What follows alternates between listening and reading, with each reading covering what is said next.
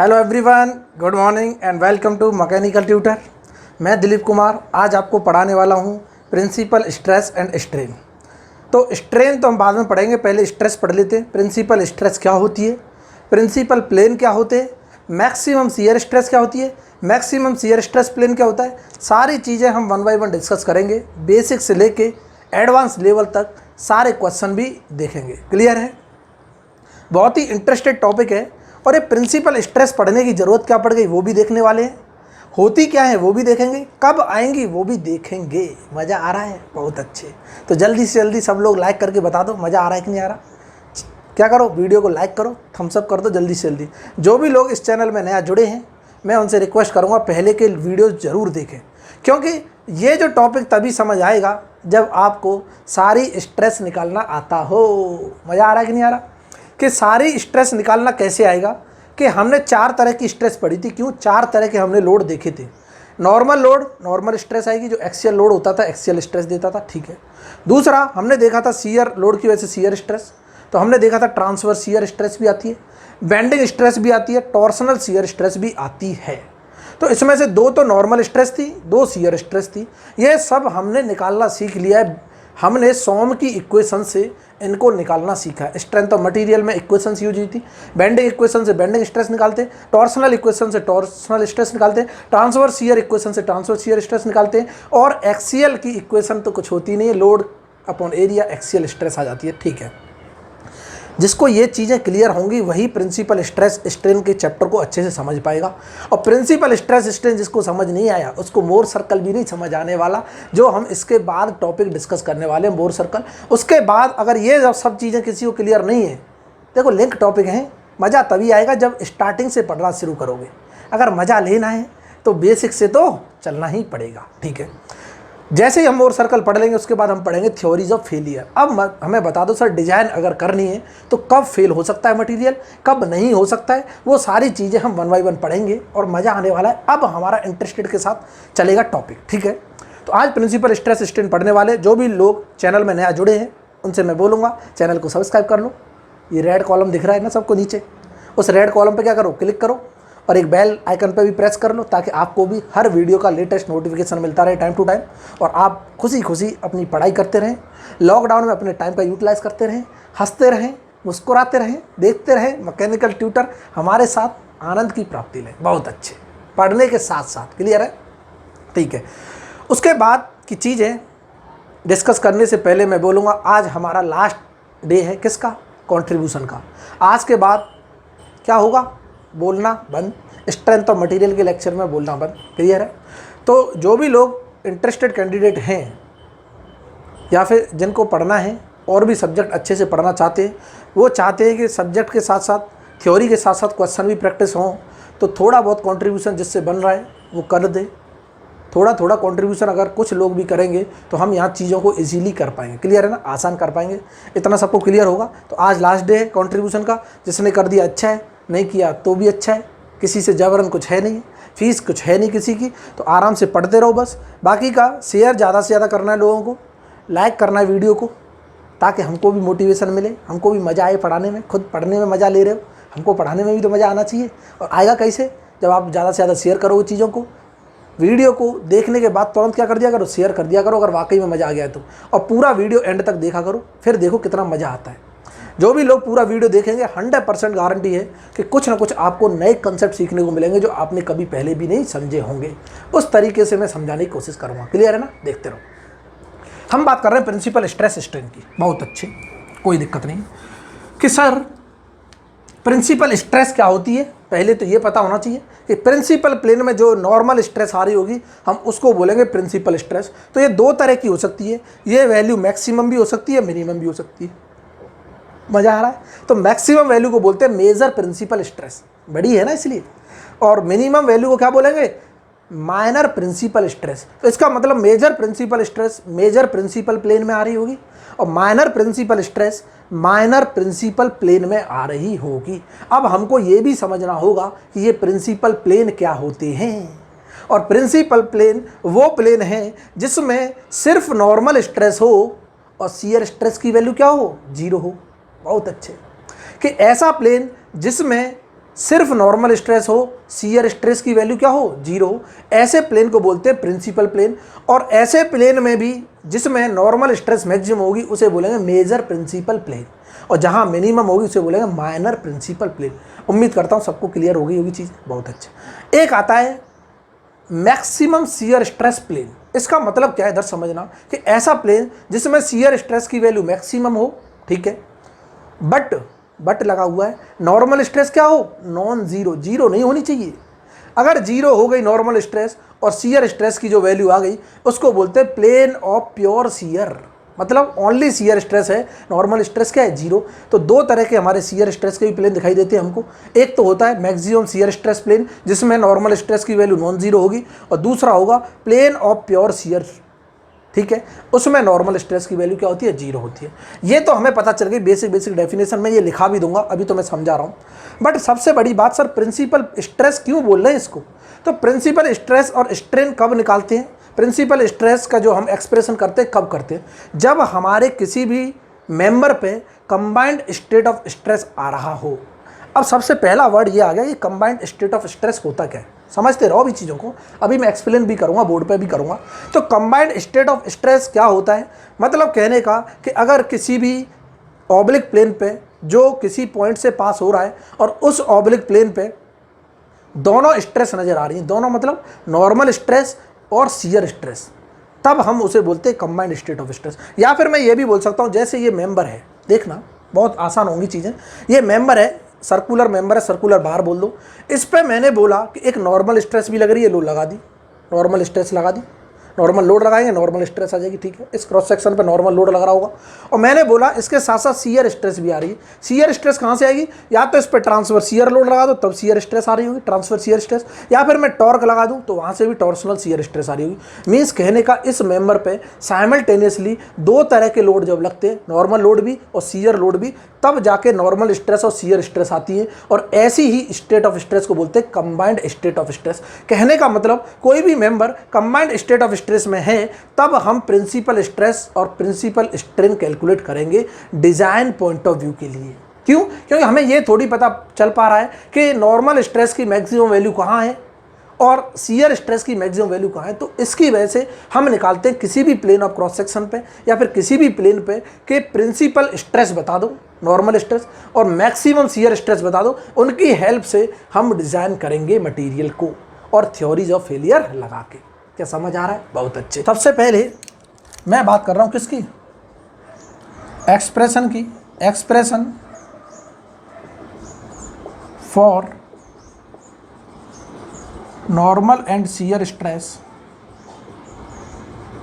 Shear stress on a oblique plane, on an oblique plane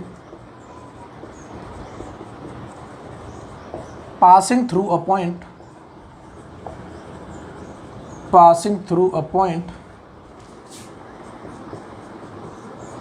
under biaxial state of stress, under biaxial state of stress. बहुत अच्छे।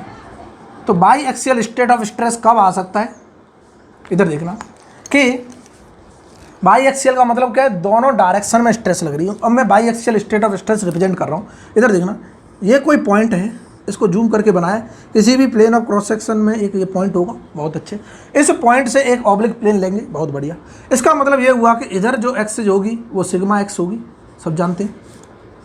तो state of stress represent करने के लिए दोनों direction में stress आनी चाहिए। क्यों? स्टेट ऑफ स्ट्रेस हमने बोला था लास्ट क्लासेस में भी, जब हमने वहाँ पढ़ाया था, टेंसर वगैरह मैंने रिप्रेजेंट करना सिखाया था, स्ट्रेस टेंसर, स्ट्रेन टेंसर। तो मैं बोला था स्टेट ऑफ स्ट्रेस रिप्रेजेंट करता है इक्विलिब्रियम कंडीशन को, इक्विलिब्रियम ऑफ स्टेट है या नहीं। और इक्विलिब्रियम तब होगा summation of all the forces in the x and y direction are equal to क्या होना चाहिए, 0 होनी चाहिए। तो ये समेशन कब 0 होगा, जब दोनों साइड में इक्वल एंड अपोजिट क्या लग रही हो, स्ट्रेस लग रही हो, तभी हम दोनों साइड में रिप्रेजेंट करते हैं। ठीक है, मैंने बोल दिया कि यहाँ पे सिग्मा वाई लग रहा है।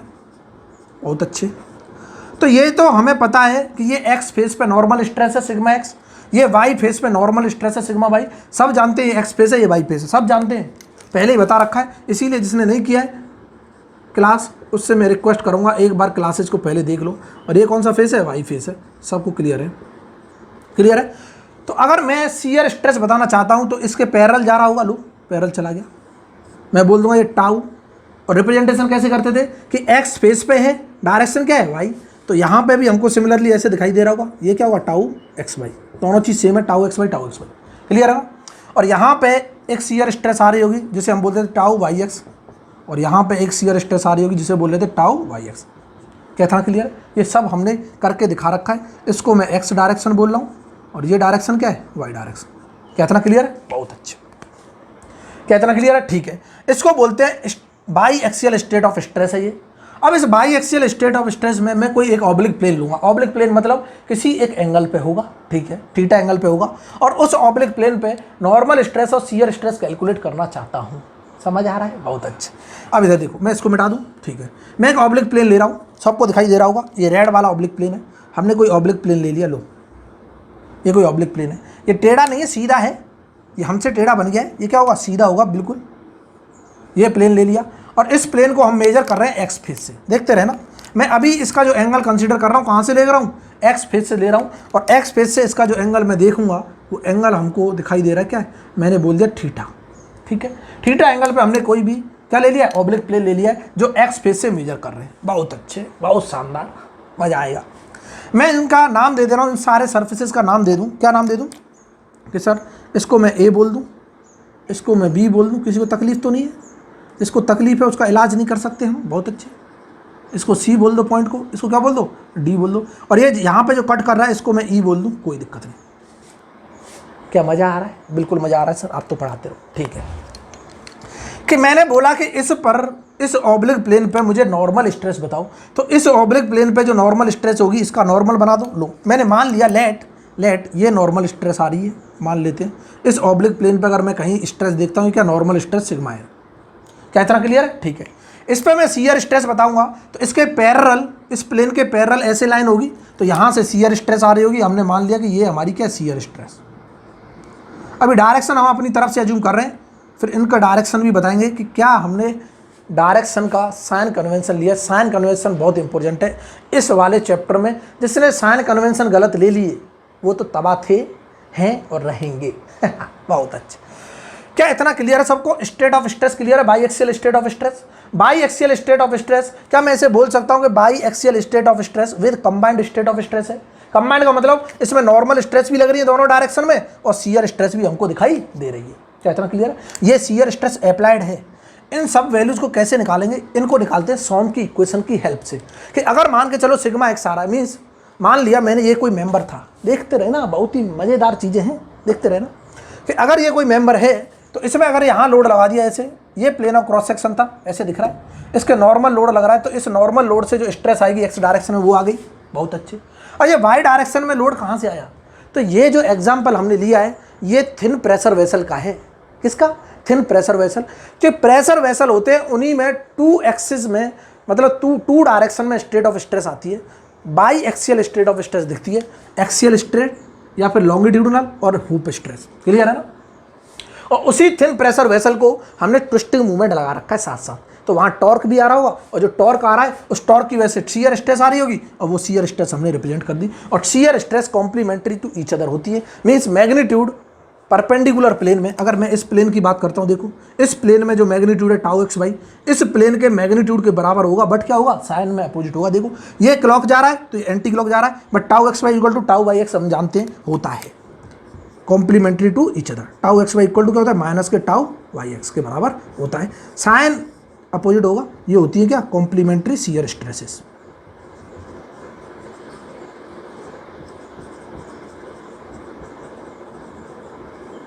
क्या इतना क्लियर है? ठीक है, यहां तक क्लियर सबको? अब मुझको तो ये चाहिए सर कि ये जो सिग्मा एन है इसको निकालो, इस सिग्मा एन को निकालो। तो सिग्मा एन को निकालने के लिए, टाउ एस को निकालने के लिए, क्योंकि नॉर्मल स्ट्रेस और शियर स्ट्रेस कैलकुलेट करवा रहा है, तो इसे निकालने के लिए क्या मैं इस सेक्शन को निकाल लूँ, सी ई डी। इस सी ई डी को यहाँ पे जूम करके बनाता हूँ, बना दो सर, कोई दिक्कत नहीं है। लो मैंने सी ई डी को यहाँ से निकाला, और ये हमारा था सी ई, सबको दिखाई दे रहा है, ये पॉइंट सी था और ये पॉइंट क्या था, ई था। बहुत अच्छे। और यहाँ से मैंने ये ड्रॉ कर लिया, लो, और ये हमको दिखाई दे रहा है डी। क्या ये हमने निकाल लिया? बिल्कुल निकाल लिया, क्योंकि इस ऑब्लिक प्लेन की बात हो रही है तो निकालना पड़ेगा। और ये जो एंगल था हमने बोला था, ये एंगल क्या, थीटा है। बहुत अच्छे। और यहाँ पे जो स्ट्रेस लग रही है हमको ये भी पता है, सिग्मा एक्स है। और यहाँ पे जो स्ट्रेस लग रही है वो भी पता सिग्मा वाई है, बहुत बढ़िया। और यहाँ पे क्या है, यहाँ पे जो स्ट्रेस थी ऑब्लिक प्लेन पे हमने मानी थी नॉर्मल स्ट्रेस, और यहाँ पे शियर स्ट्रेस भी लग रही थी, क्या थी ये, टाउ एस। क्लियर है ना, यही चल रहा है। अब इसकी एनालिसिस हमको करनी है। इसकी एनालिसिस करने के लिए अब क्या करना है, इधर देखना कि मैं बोल रहा हूँ ये स्टेट ऑफ स्ट्रेस है, स्टेट ऑफ स्ट्रेस है तो इक्विलिब्रियम ऑफ स्टेट मेंटेन कर रहा होगा, और इक्विलिब्रियम ऑफ स्टेट मेंटेन करने के लिए किसी भी पॉइंट को उठा के देख लो, ये इक्विलिब्रियम कंडीशन सेटिस्फाई कर रहा होगा। और इक्विलिब्रियम कंडीशन क्या होती है, summation of all the forces in the x direction must be equal to 0, और summation of all the forces in the y direction must be equal to 0, और even summation of all the forces in oblique plane की direction में भी निकालना चाहता हूं तो ये भी क्या होना चाहिए, 0 होना चाहिए। किसी भी डायरेक्शन में मैं समेशन ऑफ फोर्सेज देखना चाहता हूं तो वो इक्वल टू क्या होना चाहिए, 0 होना चाहिए, तभी तो इक्विलिब्रियम मेंटेन करेगा। समझ आ रहा है नहीं आ रहा? अब बोलो सर यहाँ फोर्स तो है ही नहीं मजा आ रहा है, यहाँ सर फोर्स तो है नहीं, आपने बोल कैसे दिया कि फोर्स इज इक्वल टू 0। इधर देखना, क्या ये स्ट्रेस है, देखते रहना, और मैं तुरंत बोल दूंगा स्ट्रेस इक्वल टू क्या होता है, फोर्स इनटू एरिया। बहुत अच्छे, क्या होता है, स्ट्रेस इक्वल टू होता है फोर्स अपॉन एरिया, सब जानते हैं, फोर्स अपॉन एरिया। तो मैं ये बोल सकता हूँ मुझे चाहिए फोर्स, क्या चाहिए, फोर्स। क्या force equal to stress into area हो जाएगा, बिल्कुल हो जाएगा सर। इसका मतलब ये हुआ कि इस वाले प्लेन ऑफ क्रॉस सेक्शन का अगर मुझे एरिया पता चल जाए CD का, ये CD इसकी क्या है, एक डायमेंशन है, और एक डायमेंशन अंदर होगी तो यही एरिया होगा, इनटू सिग्मा एक्स कर दूंगा, फोर्स आ जाएगा इस डायरेक्शन का, बिल्कुल आ जाएगा।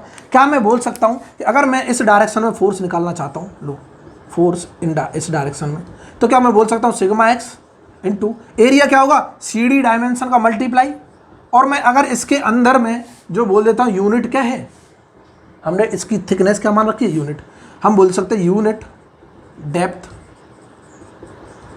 है, इसकी अंदर यूनिट डेप्थ है। तो अंडर यूनिट डेप्थ क्यों मानिए, क्योंकि by axial state of stress की जब हम बात करते हैं तो जो तीसरी डायमेंशन उसे नेग्लिजिबल करते हैं, और नेग्लिजिबल कर रहे हैं तो क्या होगी, बहुत माइन्यूट होगी। हम बोल देंगे यूनिट डेप्थ मानिए, जो थर्ड डायमेंशन है, थर्ड डायमेंशन क्या है, यूनिट मानिए, क्योंकि ये क्या होती है, नेग्लिजिबल होती है इन नेग्लिजिबल इन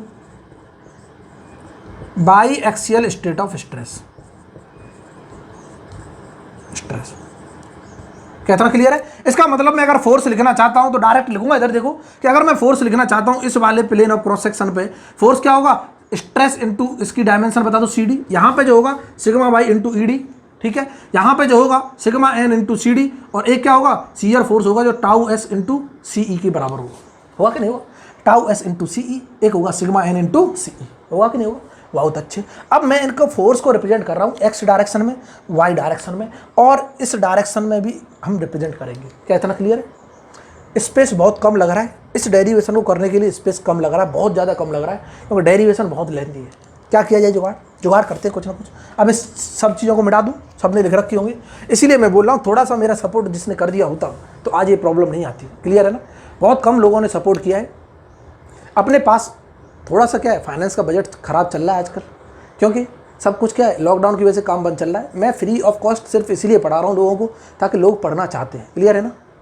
पढ़ा हम फ्री ऑफ कॉस्ट रहे, लेकिन ये सब चीज़ों को सेटअप वेटअप करने में थोड़ा सा क्या लगता है, इन्वेस्टमेंट लगता है। अच्छा है, अगर अच्छा सेटअप क्रिएट करना है तो इन्वेस्टमेंट अच्छा खासा लगता है। क्लियर है ना? तो इसीलिए थोड़ा सा अगर सपोर्ट करोगे तो ये चीज़ें प्रॉब्लम ही नहीं आती। हम एक ही साथ पढ़ते रहते, एक बोर्ड पे क्या कर देते, इसको इम्प्लीमेंट कर देते। अब बार बार चीज़ें मिटानी पड़ेंगी, फिर वहाँ से निकालनी पड़ेंगी, इसीलिए थोड़ी सी दिक्कत आ रही है। क्लियर है ना? क्या आ रही है? इसीलिए दिक्कत आ रही है। तो इसका क्या जुगाड़ करें? इसका डेरिवेशन तो बहुत लेंथी है, इस बोर्ड पर होगा कि नहीं होगा, बार बार मिटाना पड़ेगा। ये सब चीज़ें भी यूज होनी है, ये सब चीज़ें भी क्या होनी है, यूज होनी है। तो इसका अभी सॉल्यूशन इधर देखो।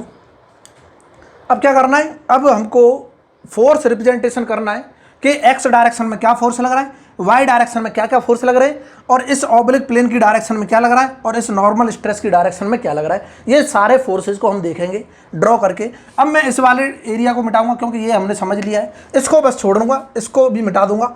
इन सब चीज़ों को अभी हम मिटा रहे हैं। इधर देखना, इनको दोबारा बनाना पड़ेगा, जब बनाना पड़ेगा तब बना लेंगे, कोई दिक्कत नहीं है। बस हमको ये पता होना चाहिए हमने ए माना, इसको बी माना, इसको सी माना, इसको डी, इसको ई। क्लियर है?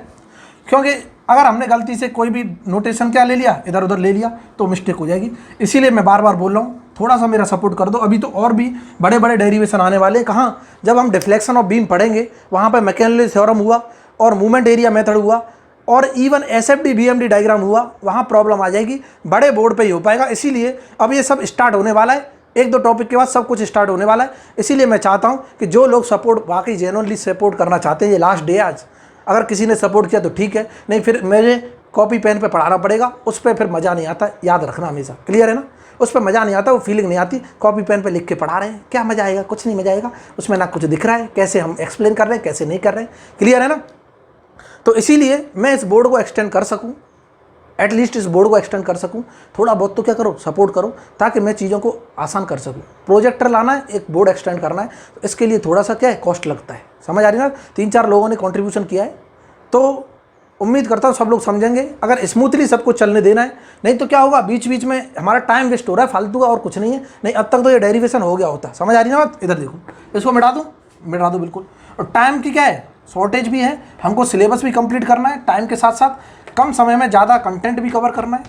तो इसीलिए चीज़ों को क्या करो समझो थोड़ा सा। लोग क्या है सीरियसली नहीं ले रहे हैं पढ़ाई को। बाकी फीस नहीं मांगी किसी से, पैसा इसका नहीं मांगा है, ऊपर से कोई लिमिट भी नहीं रखी है कि मैक्सिमम मिनिमम लिमिट हो। बट हाँ तुमको जो लग रहा है कि हाँ इतना कंट्रीब्यूशन कर देना चाहिए ताकि चीज़ें क्या हो जाए, आसान हो जाए हमारे लिए भी, तो उसके हिसाब से क्या है कर लो। आज क्या है लास्ट है, बाकी जितना जल्दी करोगे एसएफडी बीएमडी समझ नहीं आएगा, क्योंकि ऐसे मिटा के बनाएंगे। क्योंकि shear force bending movement diagram में क्या प्रॉब्लम आएगी कि यहाँ तो एक फिगर बनेगा जो हमारा क्वेश्चन होगा, एसएफडी बीएमडी यहाँ बनाएंगे, कैलकुलेशन कहाँ करेंगे, क्लियर है ना। और बहुत छोटा छोटा कर देंगे तो समझ नहीं आएगा कुछ भी। इसीलिए shear force diagram bending movement diagram most important topic है, लोगों को समझ नहीं आते। और मैं इतना आसान कर दूंगा एसएफडी बीएमडी को, किसी को कोई दिक्कत नहीं होगी कभी भी ज़िंदगी में, यकीन करो मेरा, समझ आ रही ना। बहुत आसान तरीके से बताऊंगा, एक एक बेसिक से लेके पहले हम छोटे छोटे लोड को कैलकुलेट करना सीखेंगे, फिर मैं दुनिया जहां के जितने भी लोड हैं वो सब लोड ला के एक बीम पे लगा दो, उसके बाद shear force diagram bending movement diagram draw करो। अगर ये सब करना सीख गए, ये मान के चलो तुमको shear force diagram bending movement diagram में कभी भी प्रॉब्लम नहीं आएगी। किसी भी पॉइंट पे किसी भी जगह कुछ भी अगर निकलवाता है, इक्वेशन लिखवाता है इक्वेशन लिखोगे, वैल्यू निकलवाता है वैल्यू लिखोगे, हर एक चीज़ क्या करोगे रिप्रेजेंट करोगे। और याद रहे ना कि कोई तो सोच रहा होगा सर इतने लंबे लंबे क्वेश्चन नहीं आते, कि अगर अच्छा एग्जाम क्रैक करना है, अच्छे से एग्जाम पढ़ना है, तो कंसेप्ट को क्या है डीपली हमें जाना पड़ेगा, क्वेश्चन लेवल भी अच्छे ही करने पड़ेंगे। अगर मान के चलो एसएससी जेईई की जो तैयारी कर रहे हैं ठीक है, प्री तो निकल जाएगा ऑब्जेक्टिव से, लेकिन मेंस है सिलेक्शन का क्राइटेरिया। तो सिलेक्शन उनका होता है जो मेंस में कुछ परफॉर्म करके आते हैं, और मेंस में 100% 25-30 नंबर का 15-20 नंबर का एक एसएफडी बीएमडी का क्वेश्चन दिखाई देता है 100%। इसका मतलब ये हुआ कि इन सब चीज़ों को क्या करो पहले से ही अच्छे से पढ़ लो। इधर देखते रहो, अब यहाँ पे देखो छोटा बोर्ड बढ़ गया, इसलिए हम क्या है कुछ कर नहीं पा रहे। इस डायग्राम को मैं यहाँ से कट पेस्ट कर दूँ सर। कट पेस्ट जैसे किया, और मैंने कट पेस्ट करने के बाद मैंने ये बना लिया, इसको मैं ऐसे बना ले रहा हूँ। ये सी था, ये हमारा क्या था ई था, और ये क्या था डी। और यहाँ पे जो स्ट्रेस थी ये नॉर्मल स्ट्रेस थी, सबको दिखाई दे रही है। और यहाँ पे जो थी वो क्या थी शियर स्ट्रेस। लो बना लो, यहाँ पे क्या लग रही है शियर स्ट्रेस ऑब्लिक प्लेन पे। और ये एंगल यहाँ से क्या था थीटा था, और ये फेस भी हम जानते क्या एक्स फेस, बहुत अच्छे ठीक है। और यहाँ पे सिग्मा एक्स लग रहा है, यहाँ पे क्या लग रहा है सिग्मा वाई। और यहाँ पे एक टाउ एक्स वाई भी लग रहा था, सबको याद हो तो टाउ एक्स वाई। और यहाँ पे भी लग रहा था एक टाउ वाई एक्स, क्लियर है ना ठीक है। और ये tau x y equal to क्या टाउ वाई एक्स है, डायरेक्शन हमको पता ही है अपोजिट है, तो मैं यहाँ पे बना दूंगा क्या टाउ वाई एक्स।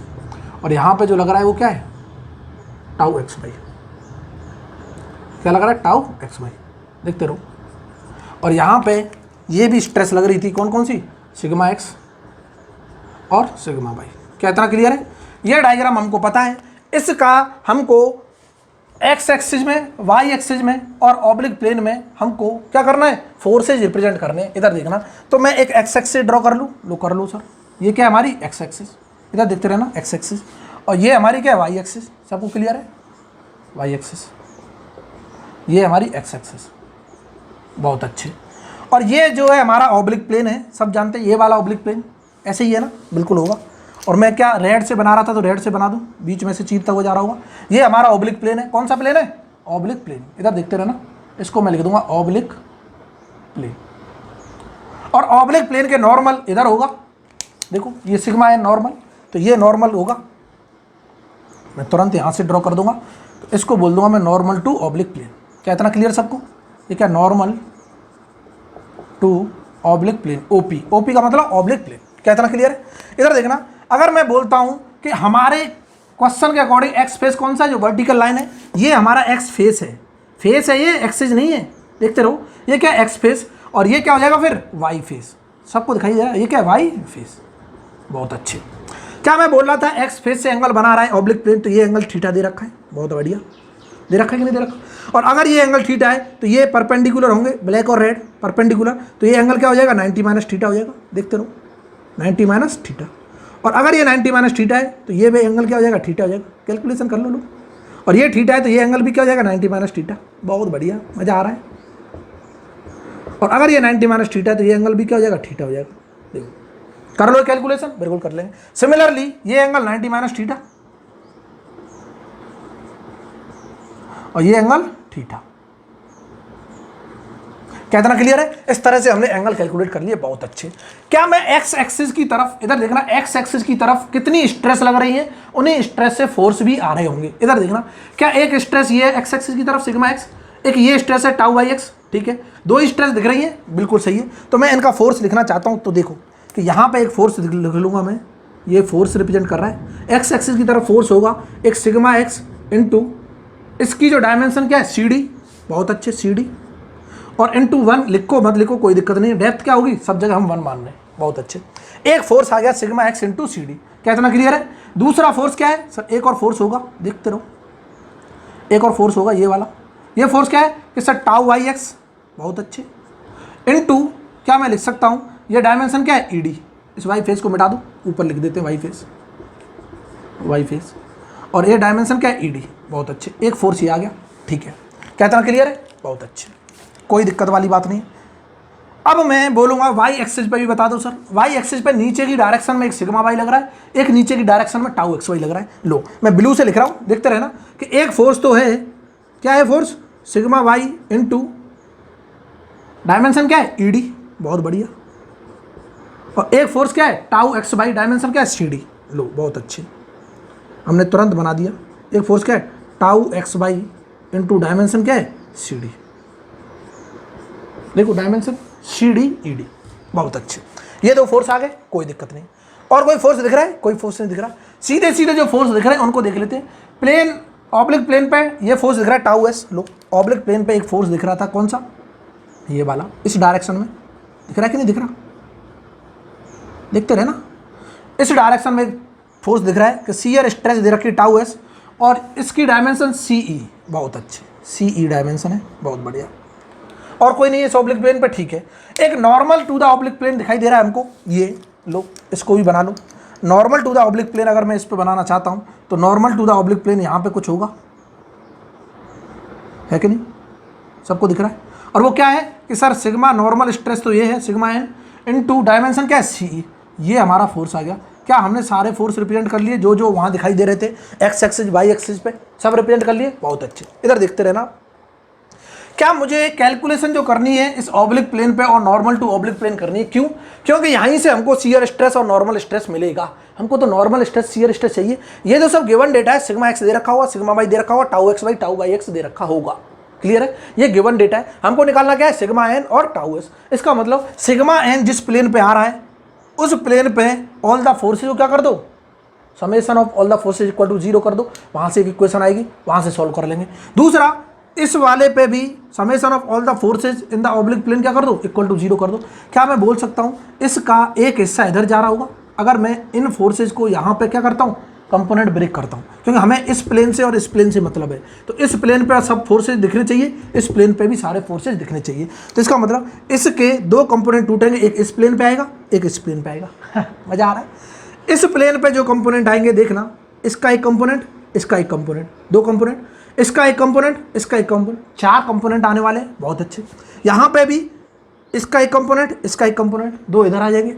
इस प्लेन पे भी इसका एक कंपोनेंट, इसका एक कंपोनेंट, मतलब 4 फोर्सेज यहाँ आएंगे, इनके कंपोनेंट, 2 इसके कंपोनेंट, 2 इसके कंपोनेंट, इधर भी 2 इसके कंपोनेंट, 2 इसके कंपोनेंट। क्या क्लियर है? बिल्कुल ठीक है। अब मैं कंपोनेंट लिख रहा हूँ, देखना क्या ये इसके साथ थीटा बना रहा है तो कॉस आएंगे, इसके साथ दोनों के साथ कॉस आएगा, यहाँ पे दोनों के साथ कॉस आएगा। मैं लिख रहा हूँ, देखते रहना कि एक तो फोर्स आ रहा होगा, देखो क्या फोर्स आ रहा होगा, एरो से, इसका कॉस थीटा मैं तुरंत लिख दूंगा sigma x into C D into क्या कॉस थीटा। बहुत अच्छे, एक फोर्स ही आ गया, इसका कंपोनेंट तोड़ा, इसका कंपोनेंट तोड़ूंगा यहाँ, एक कंपोनेंट यहाँ दिखाई देगा, देखते रहे ना, सुनाई भी देना चाहिए सबको, दिखाई भी देना चाहिए। अब यहाँ पे थोड़ा छोटा करना पड़ेगा, बोर्ड क्या पड़ रहा है, छोटा पड़ रहा है, इसीलिए आगे प्रॉब्लम ना आए, इसीलिए थोड़ा सपोर्ट कर दूँ ताकि चीज़ों को मैं बहुत आसान कर दूँ। अब यहाँ स्पेस ही नहीं बच रहा है, लो क्या मैं लिख दूँ टाउ वाई एक्स और टाउ एक्स वाई सेम है, हम जानते हैं tau x y equal to क्या होता है टाउ वाई एक्स, तो टाउ वाई एक्स लिखो टाउ एक्स वाई लिखो, कोई दिक्कत नहीं। और माइनस लगाते हैं तो माइनस लगा रहे हैं तो इनके अपोजिट साइन तो वैसे ही दिखाई दे रहे हैं, माइनस लगाओ मत लगाओ कोई दिक्कत नहीं, यहीं से हमें पता चल रहा है अपोजिट साइन है, ठीक है।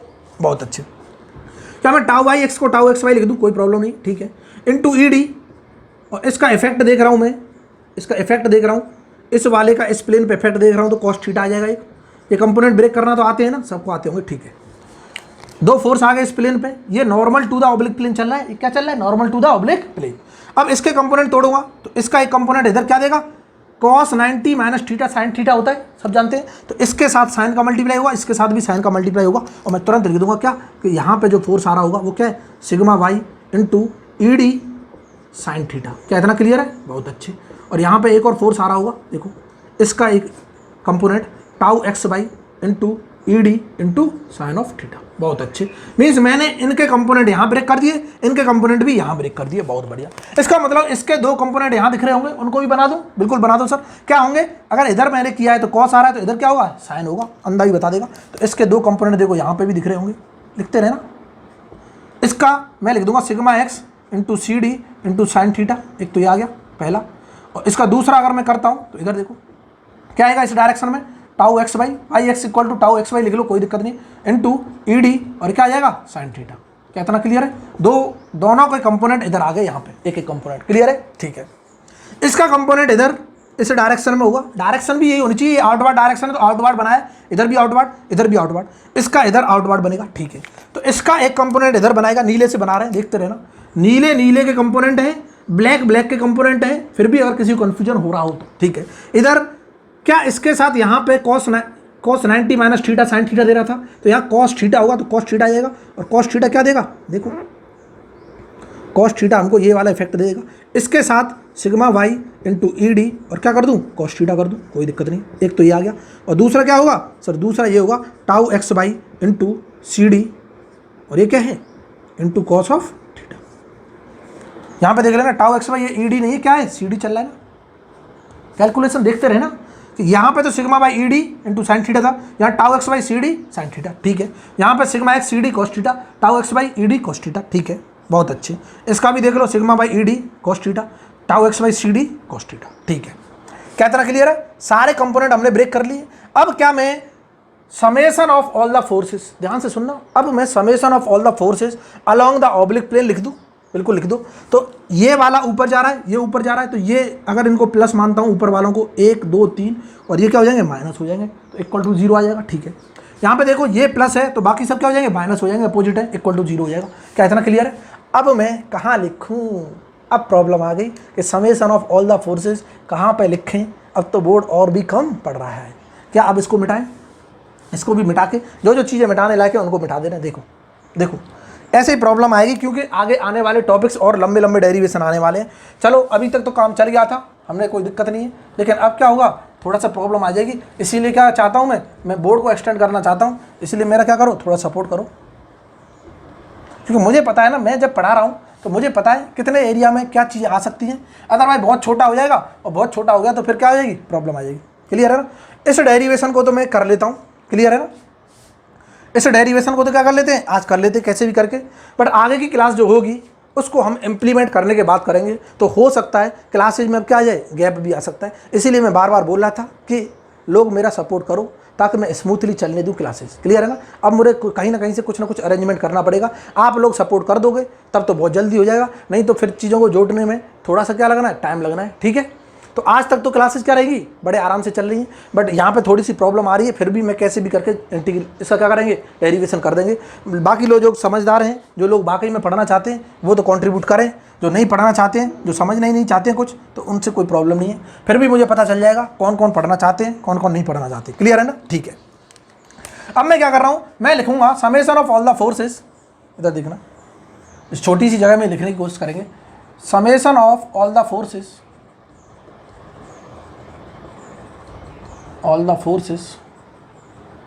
along ऑब्लिक प्लेन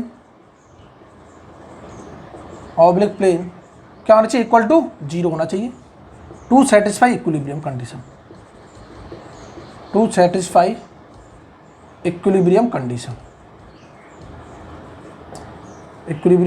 देखो प्रॉब्लम क्या है कि अगर मैं चाहता तो इसका डेरिवेशन नहीं कराता, डायरेक्ट रिजल्ट लिख देता, रिजल्ट इंपॉर्टेंट है। बट वहाँ पे फिर प्रॉब्लम आती साइन कन्वेंशन में। साइन कन्वेंशन याद तभी रहेंगे जब हम डेरिवेशन करके देखेंगे हमने कहाँ से लिए हैं। क्लियर है ना। चलो गलती से साइन कन्वेंशन उल्टे दिखाई दें तो अपने साइन कन्वेंशन में कन्वर्ट कर लो चीज़ों को, फिर जाके सॉल्यूशन करो। क्लियर है ना। बाकी अगर सिलेबस ही कंप्लीट कराना अगर मेरा मोटो होता तो आपका सिलेबस हो गया होता कब का, क्योंकि हमने ऑलमोस्ट 43 लेक्चर लगा रखे हैं और हर एक लेक्चर का स्टार्टिंग से लेकर एंड तक अगर on an average time calculate करते हो तो 45 मिनट्स तो बड़े आराम से होगा। कोई लेक्चर तो 1-1 घंटे का भी है, कोई लेक्चर 50 मिनट का भी है, 58 मिनट का भी, 57 मिनट का भी है। ऑन एन एवरेज अगर कैलकुलेट करते हो तो 45 से 50 मिनट का एक लेक्चर है। इसका मतलब 50 घंटा भी मानते हो तो अगर मैंने 45 लेक्चर हो गए ऑलमोस्ट, आज का मिला के कितना हो जाएगा, 46 लेक्चर हो जाएगा आई थिंक। ठीक है, 46 लेक्चर हमने कंप्लीट कर लिए। अगर इसको ऑफलाइन में कन्वर्ट करने जाते हो 46 almost equal to 38-40 hours. Clear है ना। 40 घंटे के बराबर हमने पढ़ लिया है। इसको ऑफलाइन में कन्वर्ट करने जाते हो तो 60 घंटे के बराबर है। 60 घंटे तो हम पढ़ चुके हैं, समझ आ रही ना। 60 घंटे का सिलेबस कंप्लीट कर लिया है, बट फिर भी अभी पूरा सिलेबस हुआ नहीं। क्यों, मैं बहुत डीप से जा रहा हूँ। और मैं इसीलिए डीप से जा रहा हूँ क्योंकि जितना डीप पढ़ोगे, जितनी डीप स्टडी करोगे, डीप कंसेप्ट समझोगे, आपको कभी भी प्रॉब्लम नहीं आने वाली। क्लियर है ना। अगर मैं चाहता तो सिलेबस आपका कम से कम 40 लेक्चरों में ख़त्म करा दिया होता। बहुत सारे चैनल ऐसे भी हैं जिन्होंने 30-30, 35-35 लेक्चरों में 100 के सब्जेक्ट खत्म करा रखे हैं। हमने देखे हैं, टेंशन नहीं लेने की जरूरत है। बट हम अपने हिसाब से चलेंगे। टाइम अगर ज़्यादा लग रहा है तो लगने दो, अपने घर का टाइम है ना। बट मैं ये चाहता हूँ कि जो घंटे में पढ़ा रहा हूँ वो यूटिलाइज हों, ऐसे ही ना मिटाने में टाइम वेस्ट हो। क्लियर है ना। मिटाने में टाइम वेस्ट ना हो, हम कंटिन्यूसली क्या करते जाएँ, चीज़ों को पढ़ते जाएँ, तब तो मज़ा आएगा, वाकई में मज़ा आएगा। अदरवाइज़ क्या होगी, इस तरह से प्रॉब्लम आएगी, इस तरह से फिर मज़ा भी नहीं आएगा पढ़ाने में। क्लियर है ना। तो आज समझना है लोगों को, अगर समझ के अगर फिर भी आज नहीं समझ आ रहा है तो कुछ कह नहीं सकते। क्लियर है। इधर देखते हो, इतना क्लियर है। ठीक है कि अगर मैं summation of all the forces oblique plane में लिखना चाहता हूँ, देखो summation of all the forces in oblique plane में कितने 1 2 3, ये फोर्स, ये फोर्स, ये फोर्स, एक ये फोर्स, एक ये फोर्स, 5 फोर्स हैं, जिसमें से 1 2 3 की डायरेक्शन ऊपर है, 2 की डायरेक्शन नीचे। मैं ऊपर वाली डायरेक्शन को पॉजिटिव मान रहा हूँ, मान लो तो मैं लिखूंगा टाउ एस इंटू सी ई। इधर देखते रहना, यहाँ से लिख रहा हूँ टाउ एस इंटू सी ई, एक फोर्स आ गया। इधर वाला भी प्लस है, प्लस क्या मैं लिख दूँ sigma x into C D into क्या चल रहा है, साइन थीटा। बहुत अच्छे। इधर वाले को भी प्लस मानना है, इसको भी प्लस लिख लूँ, प्लस क्या है टाउ एक्स बाई, यहाँ पे लिखो plus tau x by into E D into sine theta. बहुत अच्छे। अब जो नीचे हैं उनको माइनस मान लो, माइनस माइनस क्या, माइनस सिग्मा वाई इंटू ई डी इंटू क्या चल रहा है, कॉस थीटा। ये चल रहा है इंटू कॉस ऑफ थीटा। और एक और चल रहा है minus tau x by, minus tau x by into C D into cos theta. और ये इक्वल टू क्या होना चाहिए, 0 होना चाहिए। Summation of all the forces must be equal to 0। इधर देखो, इसको हमने मान लिया इक्वेशन 1। बहुत बढ़िया, कोई बात नहीं। मैं दूसरी इक्वेशन भी लिख देता हूँ। कहाँ, perpendicular to the plane oblique plane मैं summation of all the forces लिख लूँ। लिखो कि एक फोर्स सिर्फ इधर ऊपर दिखाई दे रहा है, बाकी सब नीचे, तो ये पॉजिटिव होगा, बाकी सब नेगेटिव। तो लिखो, मैं लिख सकता हूँ सिग्मा एन, दूसरी इक्वेशन डायरेक्टली लिख रहा हूँ सी ई। ठीक है, सिग्मा एन इंटू सी ई, एक फोर्स ये नजर आ गया, माइनस क्या, माइनस ये वाला force sigma x into C D into cos theta, और minus tau x by into E D into cos of theta. बहुत अच्छे। इधर minus sigma y E D sine theta. बहुत बढ़िया। और एक और चल रहा है minus tau x by C D sine theta equal to 0। और इस इक्वेशन को मानना है हमने 2। क्या इतना क्लियर है? बिल्कुल क्लियर है। इधर देखते रहना, एक बार और चेक कर लो, क्योंकि इस डायग्राम को मिटा रहे हैं। अगर ये डायग्राम मिट गया और कहीं कैलकुलेशन मिस्टेक हो गई तो सब कुछ क्या है, तबाह है। क्यों, अब फिर डायग्राम लाएं कहाँ से, दोबारा तो बना नहीं सकते, बहुत टाइम कंज्यूम होगा। क्लियर है? एक बार चेक कर लो, सारे फोर्सेज को चेक कर लो। टाउ है सी, ठीक है, प्लस का सिग्मा एक्स सी डी और sine theta, sigma x C D sine theta. ठीक है, tau x by E D sine theta, tau x by E D sine theta, plus का माइनस का sigma by E D cos theta. ठीक है, और minus का tau x by C D cos theta. बहुत बढ़िया, ये सही है हमारा। ठीक है, दूसरा sigma n C E plus का माइनस का sigma x C D cos theta, sigma x C D cos theta minus tau x by E D cos theta, tau x by E D cos theta minus sigma by E D sine theta, sigma by E D sine theta और tau x by C D sine theta minus tau x by C D sine. बिल्कुल ठीक है। अब in equation को solve करेंगे। अब इसको मैं मिटा दे रहा हूँ, बहुत अच्छे। लो, इसको मिटाने के बाद अब मैं इस इक्वेशन को सॉल्व करूंगा और अब हमारे पास नॉर्मल स्ट्रेस की और शियर स्ट्रेस की इक्वेशन आ जाएंगी on an oblique plane passing through a point under biaxial state of stress. पता नहीं सर क्या बोलते जाते हो, लिखते मिटाते समय भी चुप नहीं रहते कोई बात नहीं, लो हो गए चुप, ठीक है। अब इधर देखो, मैं इक्वेशन क्या ले लेता हूँ, पहले इस इक्वेशन को उठा लेते हैं, 1 को उठा लो, 2 को उठा लो, किसी को भी उठा लो, नॉर्मल स्ट्रेस वाली उठा लो। फ्रॉम इक्वेशन 2 नॉर्मल स्ट्रेस ही निकाल लेते पहले। लो, फ्रॉम इक्वेशन 2 क्या मैं लिख सकता हूँ कि अगर मैं इस सब को इधर ले जाऊँगा प्लस के हो जाएंगे, मैं तुरंत लिख दूंगा sigma n into C E equal to, ये सब प्लस के हो जाएंगे उधर जाके 0 के बराबर, तो मैं लिख दूंगा sigma x into C D into क्या चल रहा है कॉस थीटा, बहुत बढ़िया, minus tau x by into E D और ये क्या है कॉस थीटा, बहुत अच्छे, minus sigma y E D ये क्या चल रहा है साइन थीटा और क्या यहीं पे लिख रहा हूँ इसको भी। अब इसको यहाँ पे लिखने के लिए मुझे थोड़ा सा क्या करना पड़ेगा, स्पेस बनाना पड़ेगा, ये बना दिया लो इस पर बहुत अच्छे। और मैं लिख दूंगा माइनस क्या है tau x by C D sine theta, tau x by C D sine of theta. क्या इतना क्लियर है? बिल्कुल क्लियर। इधर देखना, अब मैं इसको सी ई से इक्वेशन को पूरी को डिवाइड कर दूँ। लो इधर ले गए, सी ई डिवाइड किया, देखो तो यहाँ से हमें मिला क्या मिला कि सिग्मा एन इक्वल टू क्या मैं लिख दूँ sigma x C D upon C E लिख दूंगा, बहुत अच्छे लिख दिया, डिवाइड कर दिया ना cos theta, minus tau x by E D upon C E लिख दिया, बहुत बढ़िया, into cos theta minus sigma y और ई डी अपॉन क्या लिख दूँ सी ई साइन थीटा और ये माइनस चल रहा है क्या tau x by C D upon C E और ये क्या है साइन थीटा। इधर देखते रहो, ये हमने निकाल लिया। अब ये सी डी अपॉन सी ई डी अपॉन सी ई डी अपॉन सी ई सी डी अपॉन सी ई क्या है, ये दोनों चीज़ें तो एक जैसी हैं और ये दोनों चीज़ें एक जैसी हैं। इसके लिए जो पहले डायग्राम बनाया था यहाँ पे ट्रायंगल सा, वो बनाना पड़ेगा। फिर देखो कितना टाइम कंज्यूमिंग हो रहा है। अब तो मुझे क्या है बोरिंग सा फील होने लग गया क्यों, फिर से मिटा दी, फिर बनाने, यही करते रहें क्या ज़िंदगी भर, और कोई काम धंधा नहीं बचा। इधर देखते रहो, तो इसीलिए अब देखते रहो, अब मुझे ही कुछ करना पड़ेगा। कुछ हो सकता है कुछ दिन क्या हो क्लास ब्रेक हो जाए, क्योंकि अब मैं क्लासेस तभी पढ़ाऊंगा क्योंकि अब मुझे यहाँ फील होने लगा कि आने वाले डेरिवेशंस और लेंथी आने वाले, तो इस समय तो टाइम कंज्यूमिंग बहुत ज़्यादा हुआ। इससे अच्छा कुछ दिन ब्रेक रहे क्लास और हम क्या करें, अच्छे से स्टडी करें। क्लियर है ना, अच्छे से स्टडी करें, धूमधाम से स्टडी करें। इधर देखते रहो, तो मैं फिर से डायग्राम बनाऊँ। लो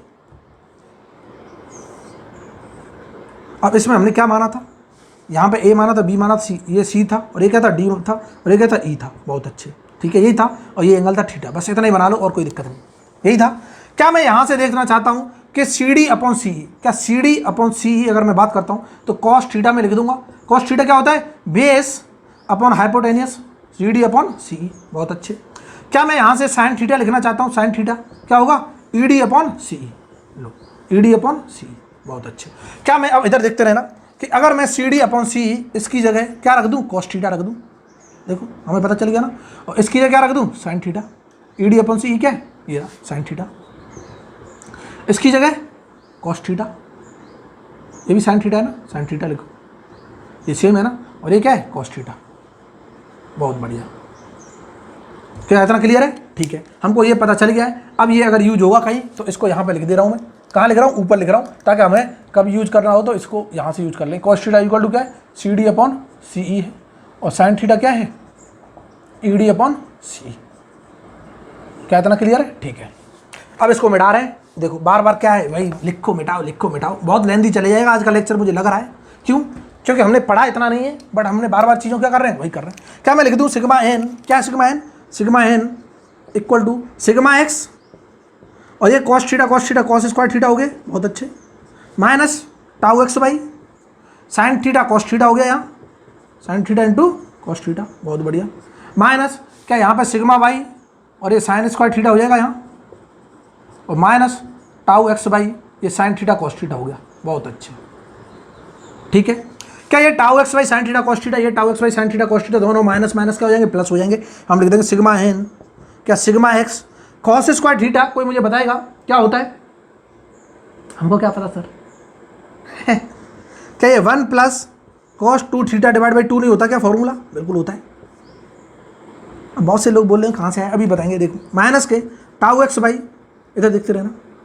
अब इसको भी मैं क्या लिखता हूँ, इसको लिखता हूँ माइनस वाले को, इसको माइनस के सिग्मा बाई को पहले लिख रहा हूँ। तो यहाँ पे साइन स्क्वायर थीटा को भी हम लिख सकते हैं 1 minus cos 2 theta divide by 2 के बराबर होता है। बहुत अच्छे। यहाँ से माइनस के मैं लिख सकता हूँ twice of 2x by sine theta cos theta.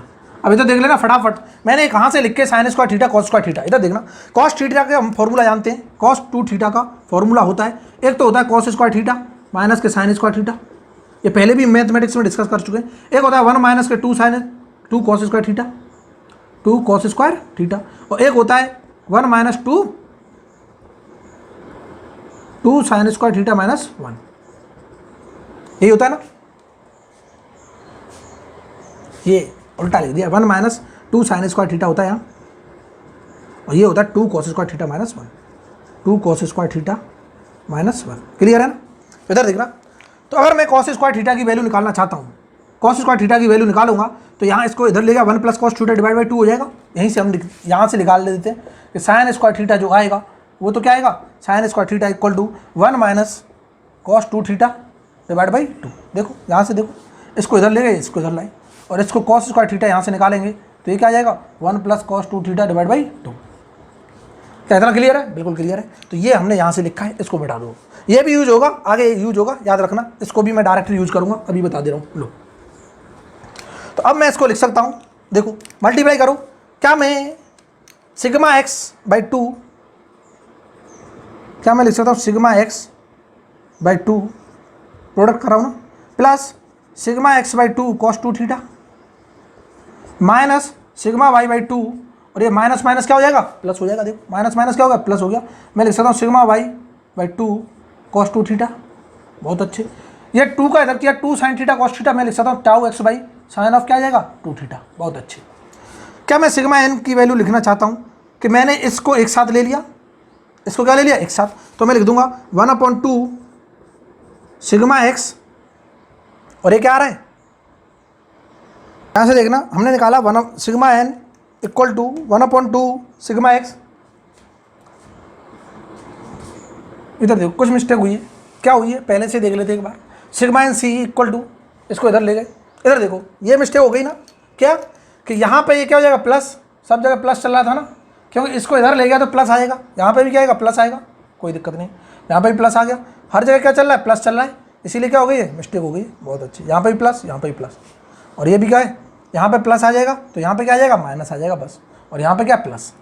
इतना क्लियर है? ठीक है, बहुत अच्छे। दो, अब क्या करेंगे कि अगर मैं 1/2 कॉमन निकालता हूँ, sigma x plus sigma y लिख लूँगा। बहुत बढ़िया। देखो 1/2 यहाँ से कॉमन निकाला, यहाँ से तो sigma x plus sigma y लिख लिया, प्लस क्या यहाँ से 1/2 कॉमन निकालूंगा तो मैं लिख दूंगा sigma x minus sigma y into cos of 2 theta, और plus tau x by sine of क्या आ जाएगा 2 थीटा आ जाएगा। बहुत अच्छे। यहाँ पे एक मिस्टेक हो गई थी, क्या, जब इसको इधर ले जा रहे थे सब प्लस होने चाहिए, बट हमने क्या कर दिए थे यहाँ माइनस कर दिए थे, तो सब प्लस कर दो, सारे प्लस कर दोगे तो ये रिजल्ट आ जाएगा। बहुत अच्छे। और ये जो रिजल्ट आया है हम तुरंत बोल देंगे किसी भी ऑब्लिक प्लेन पे नॉर्मल स्ट्रेस की जो वैल्यू है वो ये आ गई। ये क्या है, normal stress on any oblique plane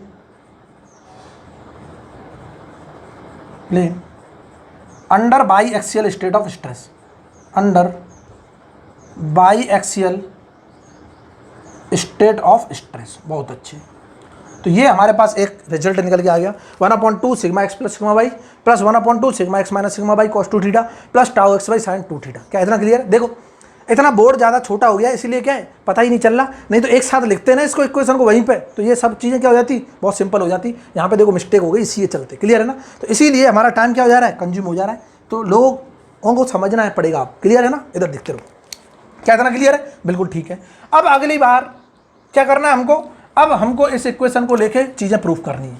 क्या मैं इसको मिटा दूँ, ये रिजल्ट तो आ गया, इस इक्वेशन को मान लेते हैं ए, इस इक्वेशन को क्या मान लूँ मैं, ए मान लूँ, और इस इक्वेशन को हम बाद में भी लिख लेंगे, कोई दिक्कत नहीं। लो इसको मिटा रहा हूँ क्योंकि ये हमने प्रूव कर लिया ये वाली इक्वेशन, और इसको भी मिटा दे रहे हैं। अब हम इक्वेशन 1 से लेंगे, फ्रॉम इक्वेशन 1 से चीज़ों को देखेंगे क्या चल रहा है। देखते रहो, जल्दी देखते थे फटाफट।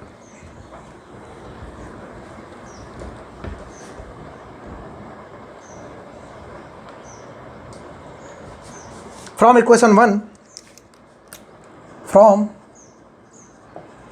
इक्वेशन 1 क्या मैं लिख सकता हूँ कि टाउ एक्स, ये टाउ एस निकालना है, तो इनको इधर ले आऊँगा, ये प्लस हो जाएंगे, इनको इधर ले आऊँगा माइनस हो जाएंगे। अब देखना साइन को सही से लिख लेना, टाउ एस अगर मैं सी ई की बात करता हूँ इक्वल टू, अगर मैं इनको इधर ले गया तो ये तो प्लस हो गए, ठीक है, और ये क्या हो गए, माइनस हो गए। तो मैं तुरंत लिख रहा हूँ पहले माइनस के sigma x into C D into sine theta, ये वाला गया माइनस हो गया, ये भी माइनस हो गया, लो minus tau x by into E D, और ये क्या हो गया, साइन थीटा, बहुत अच्छे। और ये गया तो प्लस हो जाएगा, प्लस सिग्मा वाई इंटू ई डी क्या हो गया, कॉस थीटा, और एक और आ गया हमारा plus tau x by into C D और कॉस ऑफ थीटा, ठीक है। इधर देखते रहना, मैं सी ई को मिटा रहा हूँ, इसी स्टेप में लिख दे रहा हूँ, दोबारा लिखने की जरूरत नहीं है। सी ई से डिवाइड कर दूँ सब जगह, लो कर दो, यहाँ सी ई से डिवाइड कर दिया, यहाँ पे भी सी ई से डिवाइड कर दिया, यहाँ पे भी सी ई से डिवाइड कर दिया, और यहाँ पे भी सी ई से डिवाइड कर दिया। इसी स्टेप में फिर से कर देंगे क्या कि ई डी अपॉन सी ई क्या है, साइन थीटा, और सी डी अपॉन सी ई क्या है, कॉस थीटा। तो ये वैल्यू तो कॉस थीटा के बराबर है, देखते रहो।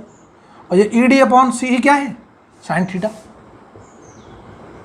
और ई डी अपॉन सी ई ये भी क्या है, साइन थीटा, और सी डी अपॉन सी ई क्या है, कॉस थीटा।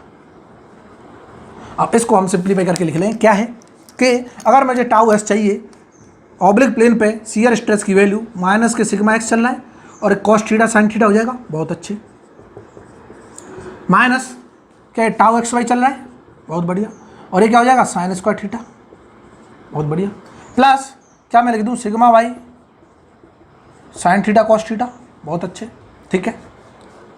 और यहाँ पे मैं लिख दूंगा प्लस टाउ एक्स बाई, और ये क्या हो गया, कॉस थीटा। क्या इतना क्लियर है? क्या मैं टाउ एक्स बाई को कॉमन निकालूंगा, ये कॉस स्क्वायर थीटा हो जाएगा ना, कॉस थीटा नहीं कॉस स्क्वायर थीटा, ठीक है। यहाँ टाउ एक्स बाई मैं कॉमन लेके cos square theta minus sine square theta लिख सकता हूँ, बहुत अच्छे। यहाँ पे मैं कॉस थीटा साइन थीटा को कॉमन निकाल के मैं लिख सकता हूँ sigma by minus sigma x, clear है ना। इधर देखते रहना, क्या मैं टाउ एस लिखना चाहता हूँ, क्या लिखूँ मैं कि अगर मैंने यहाँ पे देखा कि माइनस के सिग्मा एक्स और वहाँ से प्लस के सिग्मा वाई लिया, बहुत बढ़िया, ठीक है, और यहाँ पे कॉमन निकाल लिया sine theta cos theta, simplify कर रहे हैं, देखते रहो। और अगर मैं plus tau x y common लेता हूँ, और यहाँ से मैं लिख सकता हूँ cos square theta minus sine square theta, बहुत बढ़िया। और अभी हमने रिजल्ट लिखा था cos square theta minus sine square theta किसके बराबर होता है, कॉस 2 थीटा के बराबर होता है, बहुत बढ़िया। और अगर मैं यहाँ पे 2 का मल्टीप्लाई करूँ और 2 का डिवाइड कर दूँ, कोई दिक्कत नहीं है, तो ये 2 साइन थीटा कॉस थीटा को मैं लिख सकता हूँ क्या, साइन ऑफ 2 थीटा, बहुत अच्छे। और यहाँ से मैं माइनस कॉमन निकालूँ तो मैं एक रिजल्ट बना सकता हूँ, माइनस कॉमन निकाल लिया तो ये हो जाएगा सिग्मा एक्स, और माइनस कॉमन निकाल लिया तो यहाँ क्या हो गया, माइनस हो गया सिग्मा बाई, और ये क्या चल रहा है, 2 आगे चल रहा है 1/2, और ये हो गया साइन 2 थीटा, बहुत बढ़िया। प्लस यहाँ से हम लिख सकते हैं tau x by cos of 2 theta, और ये जो इक्वेशन आ गई ये शियर स्ट्रेस की है, बहुत अच्छे, बहुत शानदार। क्या मैं बोल सकता हूँ ये शियर स्ट्रेस क्या बताएगी, shear stress on any oblique plane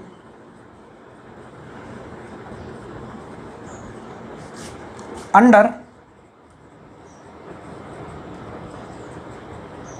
by axial state of stress,